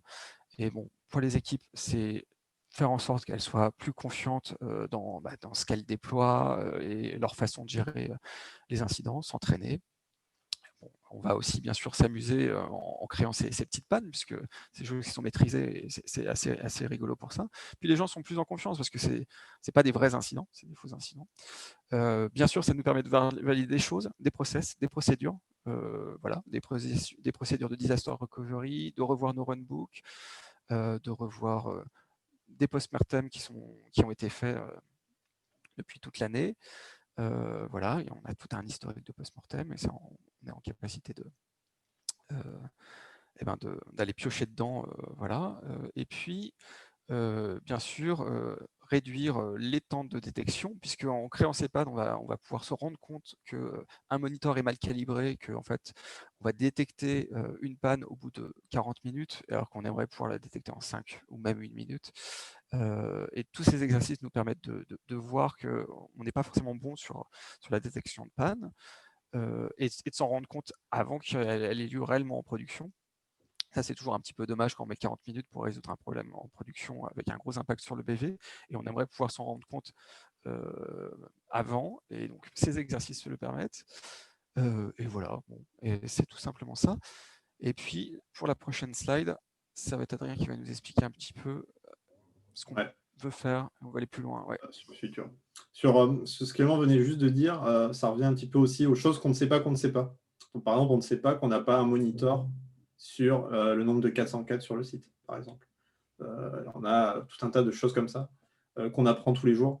Donc, c'est très, très intéressant.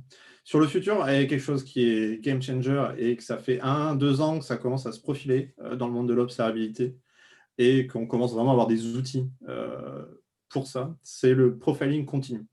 Là où l'APM, on va plutôt analyser les interactions entre services, le profiling va vraiment identifier tout ce qui se passe à l'intérieur du code, c'est-à-dire tous les appels fonctions.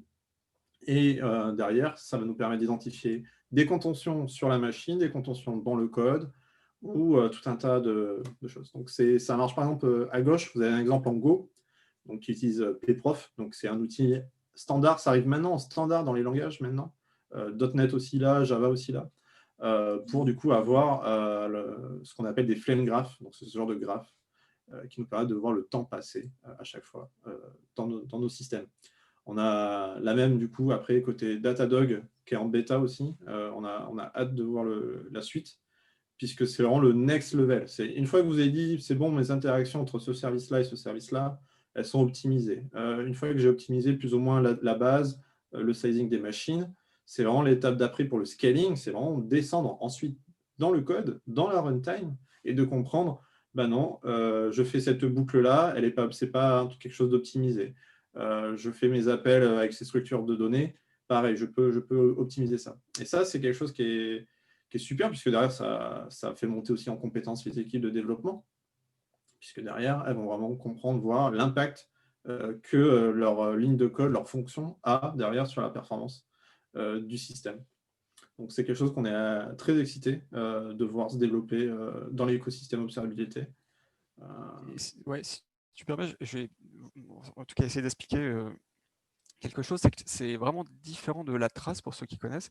La trace va permettre de voir ce qui se passe en termes d'erreur, de latence sur un service. C'est vraiment la performance qui est regardée côté back-office avec une solution d'APM. Là, on va pouvoir voir d'autres choses.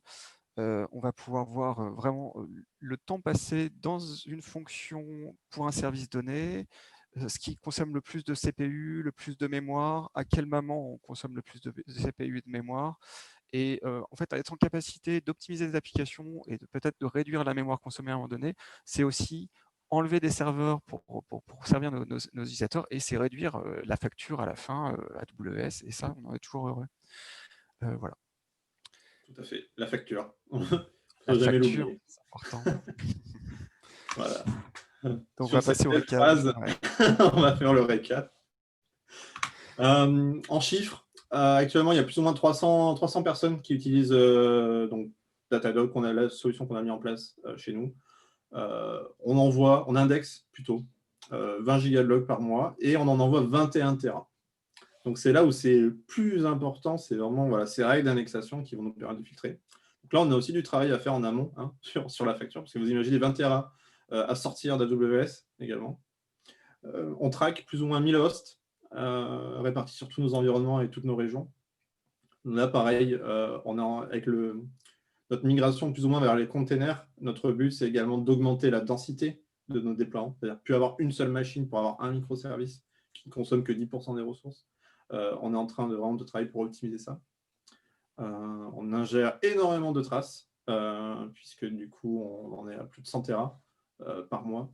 Parce que c'est vraiment sur notre monolithe, vu qu'on a énormément de microservices, toutes nos interactions, c'est vraiment important pour nous de les voir, de pouvoir les observer.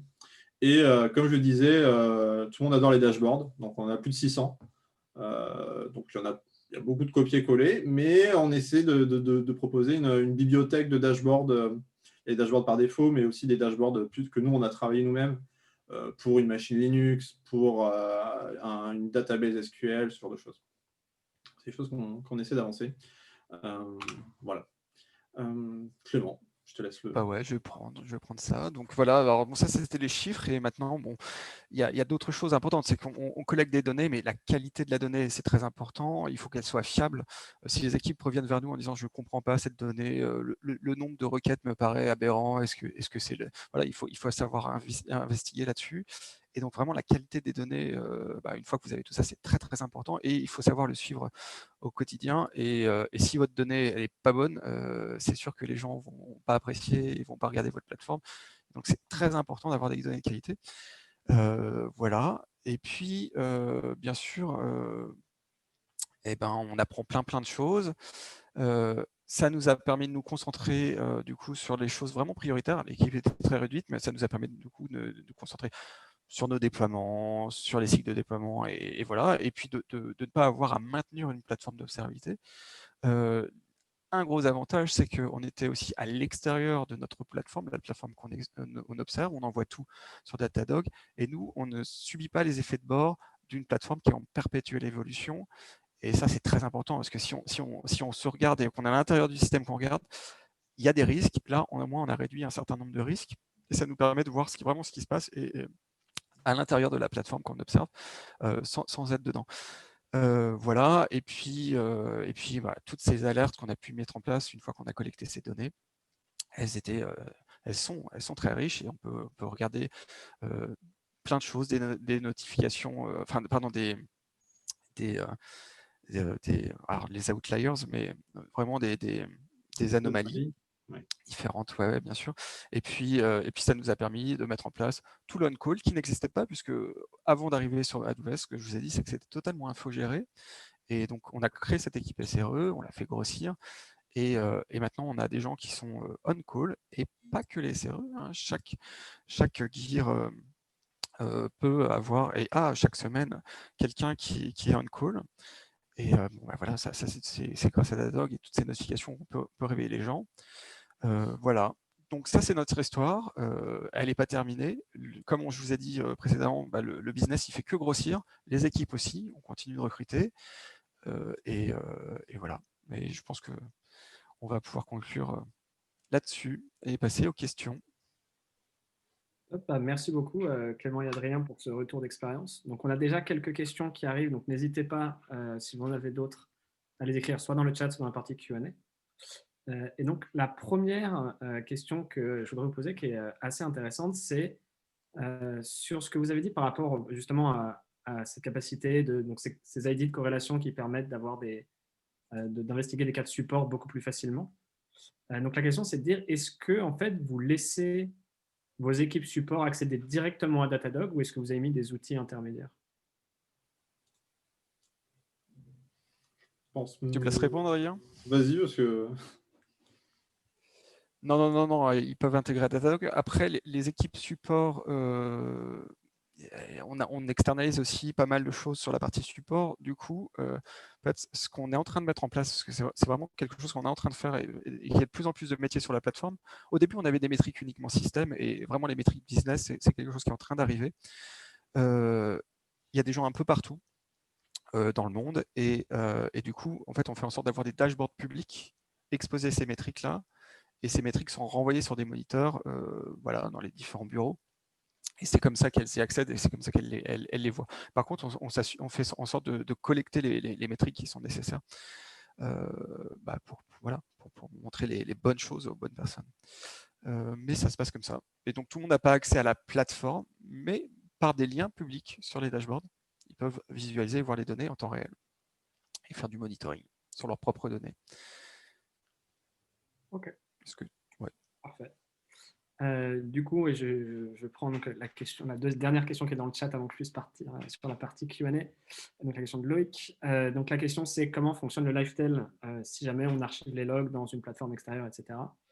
Donc c'est l'idée de, évidemment, ce que vous pouvez voir dans le Lifetail et dans Datadog, c'est ce qui a été envoyé à Datadog. Si jamais, donc justement, c'est dans le cas précis, par exemple, les logs via FluentD ont été envoyés directement dans un bucket S3 ou ailleurs, donc ce ne sera pas disponible dans le Lifetail. Donc ça fait partie des choix à faire sur ces logs qui potentiellement on ne veut même pas visualiser en temps réel, mais c'est vraiment juste pour on va dire, de la consultation a posteriori, même potentiellement jamais, si jamais il n'y a pas d'incident de sécurité. Donc c'est vraiment cette idée de tout ce qui est envoyé est disponible et consultable, mais sinon, si c'est routé directement sur quelque chose d'extérieur, évidemment, vous ne pourrez pas les voir.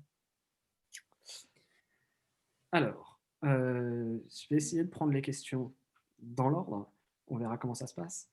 Donc, la première, c'est si vous avez une idée du pourcentage de logs que vous filtrez avec FluentD, qui ne sont, enfin, le pourcentage qui est envoyé à Datadog et celui qui ne l'est pas.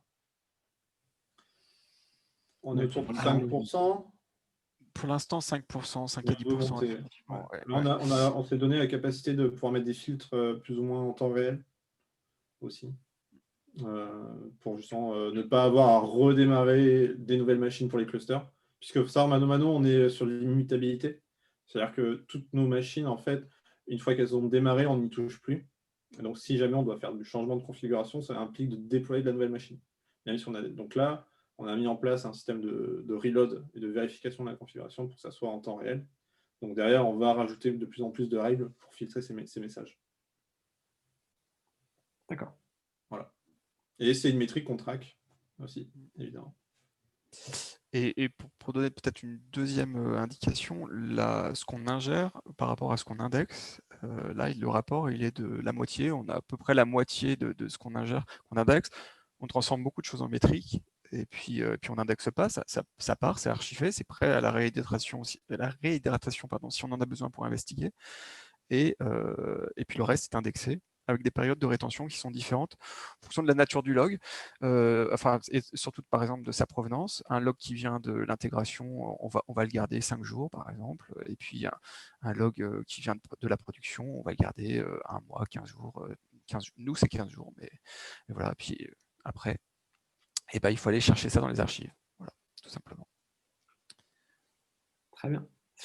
Alors, du coup, on a 2 questions qui sont un petit peu liées. C'est donc la question sur ce que vous avez dit, donc l'injection de cette corrélation que vous avez faite. Donc, c'est un peu sur comment vous avez procédé pour faire ça. C'est-à-dire, est-ce que vous avez un peu tout fait à la main et essayé de reconstruire ça, ou est-ce que vous avez tout logué en JSON avec une structure préfaite qui se propage? Ouais, je peux répondre. Avant la migration AWS, on avait déjà ce début de corrélation ID, vu que notre stack a été uniformisée. C'était que des microservices, enfin des services PHP. Donc, les équipes d'archi avaient développé un bundle Symfony pour les injecter déjà. Enfin, maintenant, on est arrivé du coup maintenant dans un environnement avec des multilangages. Et donc là, on a triché un petit peu. On a déjà l'agent, les extensions Datadog injectent automatiquement ces ID aussi pour nous. Donc les traces ID. Donc on a arrêté d'utiliser ce que l'équipe d'archi avait avant, puisque ça avait des doublons, pour maintenant utiliser uniquement ce que propose la librairie de tracing qu'on a intégré dans nos codes. Sur les logs JSON, c'est la règle. Toute application log en JSON. Donc, on a défini un ensemble de requirements. Donc, le requirement le plus minimum, c'est une structure JSON avec un champ message. À partir de là, c'est tout ce qu'il y a une application à faire pour qu'un log arrive sur notre plateforme. Ils vont être récupérés. Ils vont injecter de la métadonnée, que ce soit la date, évidemment, le nom de la machine, différents tags organisationnels, et ensuite remonter dans Datadog, où ils auront encore plus de tags, notamment le matching de l'instance AWS.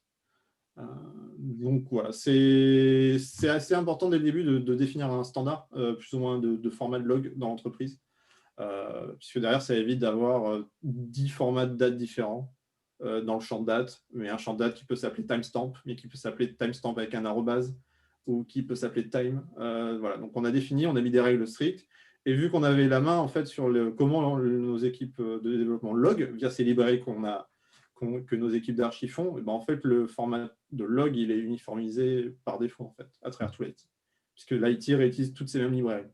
Donc on a le même format de log. Ouais, mais j'allais dire, mais il y a toujours des petits cas à la marge. Et Cas, ouais. pour les choses qu'on transite, qui arrivent sur Datadog, mais qui ne sont pas dans un format structuré en JSON, on peut quand même profiter de pas mal de choses. Et on a un pipeline juste après l'ingestion, sur lequel il y a déjà peut-être une 80 règles, on va dire. Et ça permet d'appliquer un ensemble de transformations, dont par exemple des règles ngrok. Donc ngrok, c'est un format qui a été initié par Elasticsearch, et on en a une version disponible chez Datadog. Et avec ça, on peut même restructurer un log qui n'est pas un log structuré, en refaire un JSON. Et donc, à partir de ça, utiliser toutes les fonctionnalités de Datadog, donc c'est-à-dire créer des facettes, faire plein de choses, et transformer ça en log structuré. Et ça, c'est très pratique. Voilà. Donc, on peut toujours rattraper un peu les choses, même si c'est pas bien. Ouais, c'est utilisé surtout sur du rattrapage, genre on a oublié ce champ ou des trucs comme ça. Voilà. Ou catégoriser des logs en fonction de la nature du message. Si on voit telle et telle chaîne dans le message, on va pouvoir les catégoriser et les flaguer, dire ça c'est du lapage produit, ça c'est des choses comme ça. Et on va pouvoir créer ce genre de choses. Alors, puisqu'on parle de rattrapage, du coup, on rentre dans un thème qui est intéressant, qui est forcément, on va dire, un peu donc GDPR, par exemple. Aujourd'hui, comment vous faites pour justement vous assurer qu'il n'y a pas de données sensibles ou donc les PII définis par la réglementation qui justement arrivent, qui sont stockés dans les pipelines sous-jacents? Ça démarre déjà au code source. Dans notre pipeline, l'équipe sécurité a mis en place pour vérifier justement qu'on n'incluait pas de secret, notamment aussi dans les applications. Et ensuite, c'est au niveau de FluentD, voilà, ça revient aux règles d'identification avec des regex, des grok, tout ça de choses comme ça. Alors évidemment, ce n'est pas 100% fiable. Donc, et on ne peut pas regarder chaque ligne de log qui rentre dans Datadog, évidemment. Mais du coup, après, voilà. Oui, donc il y a un ensemble de choses qui sont contrôlées. Non, bien sûr. Alors, il y a un ensemble de choses qui sont contrôlées côté chaîne d'intégration continue, avec des jobs qui permettent de vérifier ça. Mais ça peut toujours émerger dans Datadog. Si c'est le cas, ce qu'on fait, c'est qu'on ouvre un incident pour ça et on essaye de résoudre le plus vite possible. Donc la première chose qu'on va faire, c'est qu'on va le masquer côté Datadog. Donc on va sélectionner un attribut, on va essayer de déterminer tous les logs qui vont commencer à leaker quelque chose, et hop, on va faire en sorte de cacher ces éléments. Puis derrière, on verra et on essaiera de corriger le plus en amont possible. Voilà, et donc corriger côté code, faire en sorte peut-être de créer une règle côté cluster FluentD, et voilà. C'est comme ça qu'on fait la rémédiation. Voilà. Tout simplement. C'est un peu ce que je vais appeler le grand classique, d'avoir toutes ces regex qui permettent de détecter ces patterns qui sont connus et d'être capable de les faire tourner sur tout le flux pour être prévenu si jamais ça arrive. Après, c'est comme tout, hein, les regex ont leurs limites. C'est ça. Toute personne ayant essayé d'en écrire doit le savoir. Et alors, puisqu'on est un peu dans le domaine sécurité ici, donc là, on a deux questions qui sont un peu liées. La première, c'est est-ce qu'on vous utilisez la solution de security monitoring de Datadog, et qui est liée avec la deuxième, disant, en fait, combien de temps vous avez mis pour, entre guillemets, avoir vos premiers use cases de sécurité avec les logs et commencer à avoir de la valeur grâce à la corrélation avec tous les autres produits. Alors, la plateforme est ouverte à l'équipe de sécurité. C'est pareil, c'est une toute petite équipe, hein, qui est assez réduite. Ils envoient beaucoup de choses sur Datadog. On a même, grâce au système de contrôle d'accès sur les utilisateurs, permis d'accéder à nos développeurs et à tout le monde d'accéder à certains index, et à l'équipe de sécurité d'accéder à des index plus privés. Et on va retrouver plein de choses. Donc ça peut être des audits Gymnasium, par exemple, pour voir des choses sur le code, différentes CVE, mais ça peut être des éditions de documents par des collaborateurs, différentes choses. Tout ça va être envoyé. Donc pour la détection de ces signaux, en fait, on ne le fait pas avec le produit Datadog. On l'a testé, on ne le fait pas avec le produit Datadog. C'est un choix de l'équipe sécurité. Je ne connais pas tout ce qui a accès à leur choix, mais en fait, eux, ils ont fait la chose suivante. En fait, ces logs sont monitorés. Le log n'envoie pas un message dans Slack ou n'envoie pas un email, mais appelle un webhook sur une plateforme qu'eux gèrent. Et eux, du coup, ils ont un ensemble de choses qui arrivent, des tickets, ils sont capables de voir si ça vaut le coup de créer quelque chose. Et voilà. Donc, il y a vraiment un système de moniteur webhook, et on n'utilise pas le produit sécurité. Est-ce qu'il y avait une deuxième question, Nils, sur le produit? Je crois qu'il y avait 2-3 questions. C'était si vous avez quelques exemples de, on va dire, entre guillemets, de temps après avoir commencé à utiliser la plateforme, où vous avez pu détecter certains use cases plus sécurité, justement, à partir des logs que vous avez. Alors, déjà, on détecte aussi tout ce qui est... Vas-y, rien. Alors, le premier, en fait, c'est un des premiers services qu'on a fait, similaire aux slow logs, c'est le WAF logs. Et donc là, on a les logs de notre WAF, en fait, qui sont envoyés dans Datadog. Et donc derrière, qui sont, comme Clément le disait, trigger des alertes en fonction d'IP ou autre, pour derrière, soit on les bloque automatiquement via la chaîne de webhook, soit on fait des alertes derrière qui influencent sur notre WAF. Ça, c'est un des trucs, c'est ça, ils sont assez dans cette optique-là, vraiment d'utiliser un maximum de signaux, créer des alertes qui ont du sens, et ensuite lancer leur propre logique dans une plateforme extérieure. On a aussi, comme disait Clément, les Google Drive, non, les logs d'audit Google. Doc, ouais. Voilà aussi pareil. Donc, dès que des collaborateurs partagent des documents avec vers l'extérieur, par exemple. Vers l'extérieur, ça fait des alertes, enfin, ça fait des notifs, tout ça. Voilà, et donc vraiment là, Datadog, c'est au centre, au côté sécurité, du système qui nous permet de bannir des IP. Et donc, dès qu'on est face à une attaque DOS, toutes ces IP vont être collectées, envoyer un webhook, et puis notre solution de WAF créera une règle. Voilà. Et donc, ça permet de réagir là, tout de suite, dans l'ordre des 5 minutes, face à une attaque importante. Et voilà. Alors, il y a d'autres cas, mais on ne va pas tous... Oui, vas-y. Non, c'est juste, du coup, du coup, la question aussi, c'est qui arrive, qui est dans le chat, c'est vous avez donc, tous ces use cases-là qui ont été mis en place, ou même ces nouvelles équipes qui arrivent, il y a cette idée vous avez dit, ils jouent un peu avec les dashboards, ils les clonent et ils les créent eux-mêmes. Est-ce que vous avez une logique, entre guillemets, de création, c'est-à-dire par exemple de dire une nouvelle équipe, elle a un ensemble de dashboards et de monitors qui sont créés automatiquement via API, ou est-ce que c'est vraiment aujourd'hui tout à la main On l'a sur les services. Pas à la main. Les moniteurs automatiques, effectivement. Donc, selon la techno utilisée, que ce soit un PHP ou un Java ou autre, on va créer un ensemble de monitors automatiques basés sur des métriques de traces et des SLO aussi, donc qui vont avec sur la reliabilité et sur la latence des services. Donc on s'est arrêté là. Et après, les équipes sont responsables derrière de l'observabilité de leurs services. On a un nombre très réduit de dashboards qui sont automatisés parce que en fait, un dashboard évolue vraiment dans le temps et finalement, on se met à observer de plus en plus de choses. Il y a différents types de dashboards sur Datadog. Il y a ce qu'on appelle les screenboards, il y a ce qu'on appelle les timeboards. Ils sont différents. Le placement et l'automatisation de ça, pas forcément évidente. Donc, on essaye d'offrir des choses. Et oui, alors pour automatiser, on a utilisé Terraform. Ça nous permet de créer ces SLO, ça nous permet de créer ces moniteurs automatiquement. Voilà. Pour les dashboards, on l'a moins automatisé, mais en fait, on crée les ressources toutes les ressources qui vont pouvoir être mises dans un dashboard et du coup, les équipes peuvent cloner des dashboards un peu template sur l'application. Voilà. Après, dès qu'on voit que quelqu'un a fait quelque chose d'assez chouette et qu'on peut le reproduire, et bien on fait en sorte du coup de l'automatiser, de l'auto-reformer, et voilà. Donc ça, c'est pas mal. On laisse aux gens la liberté de créer ce qu'ils veulent. Et puis, dès qu'on voit que c'est vraiment intéressant et qu'on peut essayer de le propager dans toutes les équipes, là, on va penser à l'industrialisation. Et pour ça, on utilise l'API. Et nous, on utilise Terraform. Mais à un moment donné, on utilisait du Python avec l'API directement, par exemple, pour faire quoi? Pour faire toutes les notions de synthétique. Voilà, on a plein de sons de synthétique. On utilise le produit synthétique et ces sondes-là nous permettent de savoir, par exemple, dès que le site n'est plus disponible. Donc ça, par exemple, on a un call direct. Dès qu'il n'y a plus de dispo et que le site est coupé, tout le monde est appelé. Et toute cette partie-là, elle est terraformée. Pourquoi? Parce que en fait, on va observer un certain nombre de pages sur un certain nombre de domaines. On a 5 TLD, on a une quinzaine de pages type qu'on observe. Et voilà, c'est pourquoi voilà, il faut l'automatiser.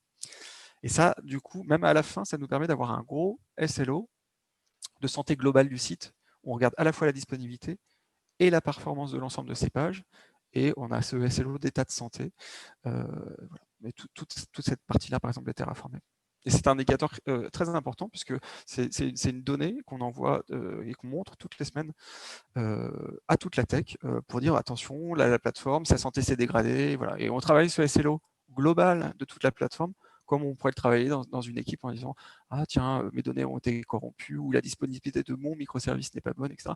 On a un SLO global de toute la plateforme qui est communiqué régulièrement. Voilà. Donc l'automatisation permet de faire ce genre de choses, et heureusement. Voilà. On observe aussi, pour la partie synthétique, ça c'est intéressant, on observe aussi nos services sur l'intégration, sur le staging, donc vraiment dans nos VPC, et on a mis en place ce qui permet d'avoir des centres synthétiques, mais sur l'interne, et sur quelque chose qui n'est pas accessible depuis Internet. Et donc ça, l'équipe synthétique permet d'envoyer des conteneurs aux bons endroits, et donc une fois qu'ils sont dans nos VPC, ils peuvent reach tous les composants et tous les hosts qui sont disponibles sur ces réseaux.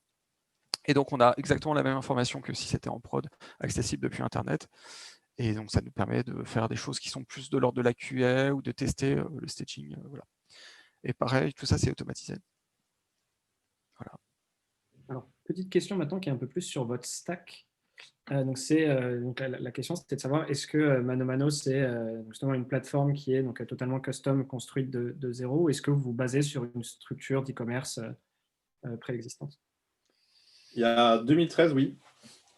On a toujours les tables de données, mais on ne l'utilise plus maintenant. Très, très, très vite, c'est la première rewrite du monolithe. Je ne sais pas quand est-ce qu'elle était, elle devait être quand est-ce qu'on a fait... En fait, on est passé de PHP custom avec un sorte de...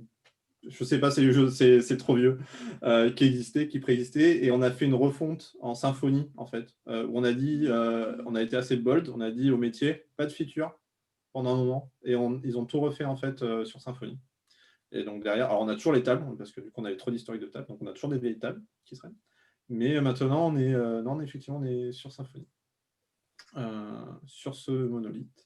Et on n'utilise aucun système. Alors on utilise du coup du SaaS, par exemple, pour certaines parties de notre site, quoi. Donc tout ce qui va être paiement, c'est du Stripe, du PayPal et compagnie. La search, on va faire de l'Algolia. Voilà, entre autres. Le rêve de toute équipe d'avoir plusieurs mois alloué Ouais, ça a été c'est vraiment l'étape avant voilà, que ça explose vraiment mano mano. On s'est dit c'était maintenant ou jamais. Et donc, notre CTO a réussi à convaincre le reste de l'organisation que c'était critique, vraiment, voilà, de partir là-dessus. Par contre, ouais. Alors, du coup, dernière question qui va être un peu plus pour moi. Donc, la question, c'est justement toutes ces nouvelles métriques critiques pour le SEO que Google va se mettre à prendre en compte. La question, c'est est-ce que Datadog va se mettre à les calculer automatiquement pour les gens? Et ben, c'est une très bonne question à laquelle je n'ai pas la réponse, malheureusement. Je me doute que quelque part, oui, ça doit être prévu, mais je ne saurais pas vous dire exactement de quelle façon. Mais alors, c'est quelque chose que je vous invite à, si vous utilisez Datadog aujourd'hui, n'hésitez à poser la question, soit que ce soit nos équipes support, soit à la personne qui s'occupe de votre compte. Parce que déjà, moi, personnellement, je vais me renseigner, parce que évidemment que ça m'intéresse. Mais aussi parce qu'ils auront aussi accès en interne aux personnes qui ont la réponse. Donc, ne pas hésiter. Eh bien, Nils, on a fait cet exercice, puisque du coup, nous sommes clients, et j'ai discuté avec les PM, et effectivement, c'est vraiment envisagé à différents endroits sur différents produits. Et oui. Après, je ne sais pas quand est-ce que ça sortira, et voilà, mais c'est vraiment des questions qui sont... en interne, les équipes se posent ce genre de questions. Donc, tu vois, le support navigateur est assez disparate. C'est assez récemment que Chrome et Firefox on puisse récupérer ces métriques assez facilement. Il y a encore toujours des challenges là-dessus. Google a fait une librairie JavaScript. Si jamais vous voulez regarder aujourd'hui sur GitHub, ils ont une librairie qui s'appelle WebVitals. C'est celle qu'on utilise pour les extraire, qui est compatible avec la plupart des navigateurs. Mais voilà, c'est un challenge parce que c'est des métriques assez récentes. Leur définition même aussi est assez récente. Et le virage SEO 2021, attention, le ranking, voilà, tout le monde s'est un peu pris de surprise là-dessus. Voilà. L'annoncer au dernier moment et en disant voilà, maintenant c'est comme ça, et regardez, nous on est prêts, c'est une bonne technique. Mais voilà, je pense que ces indicateurs sont. Parce que juste avant, en fait, on n'avait qu'un seul indicateur vraiment de performance web, c'était le truc de web page test, je ne sais plus comment ça s'appelle, le speed index. Non, le speed index, qui est une sorte de calcul savant et tout ça, il n'y avait que quelques outils qui pouvaient le calculer. Maintenant, on a vraiment une normalisation de ces métriques et que derrière, tout le monde peut comprendre, que ce soit le business ou même les développeurs et les équipes d'infrastructure. Et donc derrière, ça permet d'aligner tout le monde et feu. Et l'observabilité front-end est un enjeu aussi également. On envoie de plus en plus de JavaScript à être exécuté dans le code du navigateur de nos clients. C'est un code qu'on doit aussi observer. Donc, il y a tout un tas de... Pareil, Datadog, on peut envoyer des logs, on peut faire de l'exception reporting aussi, très récemment. Et maintenant, avec du React partout, et ça fait des appels aussi à nos API Gateway. Donc, pareil, on envoie des addits de corrélation. Donc, pareil, on voit aussi, ça c'est l'étape d'après qu'on veut faire. Je dis rien, mais c'est l'étape qu'on va garder l'ID de corrélation dans le cache du navigateur. Et c'est-à-dire que quand on va renvoyer des requêtes juste après avoir une navigation successive, quand on va passer sur le panier, quand on va passer sur la page de paiement, et ben on va continuer à suivre l'utilisateur derrière et les requêtes qui viennent du front. Donc pareil, suivre les déploiements des composants front, etc. Ça devient de plus en plus critique. Et le problème, c'est que c'est des données qui sont déjà chez le client, qui sont dans leur navigateur. Donc, pour les faire revenir chez nous, il y a tout un tas de challenges, que ce soit RGPD ou même technique, puisque différentes connectivités, différentes pays, différentes devices. Voilà. C'est toujours cette idée. Quand le client, quand il y a un problème en disant le paiement ne passe pas, la question c'est en fait, quel a été le chemin fait, capable de reconstruire ça, parce que évidemment, on se doute bien que le message reçu est rarement rempli de screenshots et avec tout le passé, parce que forcément, on ne sait plus ce qu'on a fait avant quand on y arrive. Donc, c'est capable d'avoir des outils qui le refont automatiquement, qui peuvent corréler tout ça, c'est quand même beaucoup mieux. Et bien, donc, on est arrivé à la fin des questions. Donc, merci à tout le monde. Merci d'être là. J'espère que vous avez apprécié. Sur ce, on est jeudi 18h30. J'allais dire bon week-end, mais il reste encore vendredi. Malheureusement, on n'est pas encore aux semaines de 4 jours. Donc, merci à tous d'être restés jusque-là, parce qu'on a un peu dépassé, désolé. Je vous souhaite à tous une bonne soirée. Et merci Adrien et Clément d'être venus partager votre expérience. Et je pense que ça a été très utile pour tout le monde. C'était probablement très dense avec beaucoup de conseils. Mais c'est vraiment des choses qui peuvent permettre, on va dire, d'éviter de refaire les mêmes erreurs encore et encore. Donc, profitons de l'expérience de ceux qui l'ont fait avant nous. Voilà. Très Merci, bien. et Merci puis, beaucoup, c'était très chouette. Espérons vous voir en physique un jour. Oui, Lors d'une bière. confinement. Voilà. Bonne Bon, soirée. merci beaucoup. Au revoir. Bonne soirée.